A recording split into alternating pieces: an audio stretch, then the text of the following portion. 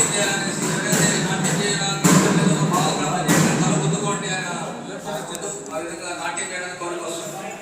అదేవిధంగా ఈ యొక్క కృషుల పట్ల ప్రేమని మనం ప్రార్థించవచ్చు. ఎక్కడ వెళ్ళిన మందిరాలు మనం ప్రార్థిస్తుండాలి. నదనం నజనం నసుందరి కవితాంబ జగదీశకాంబే జన్మని జన్మనీశ్వరి భవతాం ఇక్కడ ప్రార్థించడం కోసం మనం వస్తున్నాం.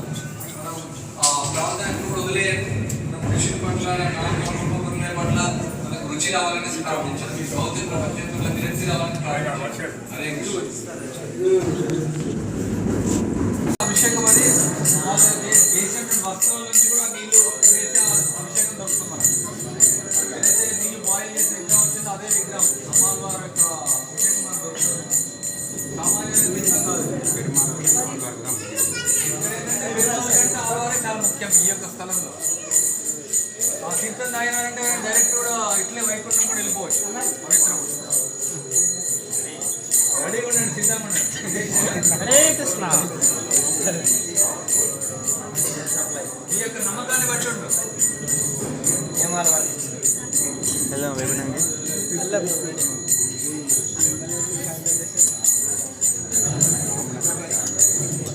ఎంతమంది వైకుంఠానికి వెళ్ళాలని సిద్ధంగా చేయొద్దని అందరికీ కావాలి. సిద్ధంగా రెడీగా సగం మంది రెడీగా డౌట్లో ఉన్నారు కొందరు.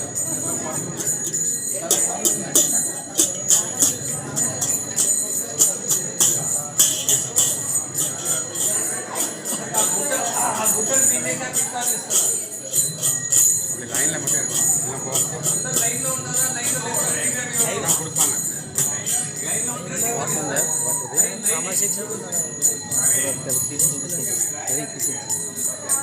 ఇప్పుడు లేదు.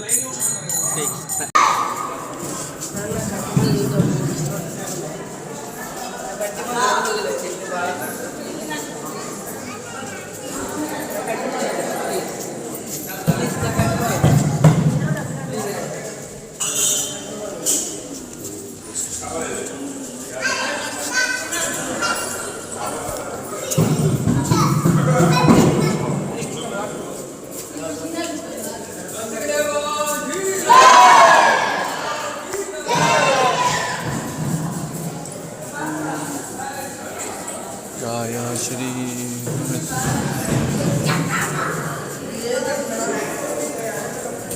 ఇక్కడ కూడా లోపల ప్రణామం చేయాలి. ధ్వజస్తంభం దగ్గరే ప్రణామం చేయాలి. చూసి తింటారు. వాళ్ళ సాంప్రదాయం మనం పాటించాలి.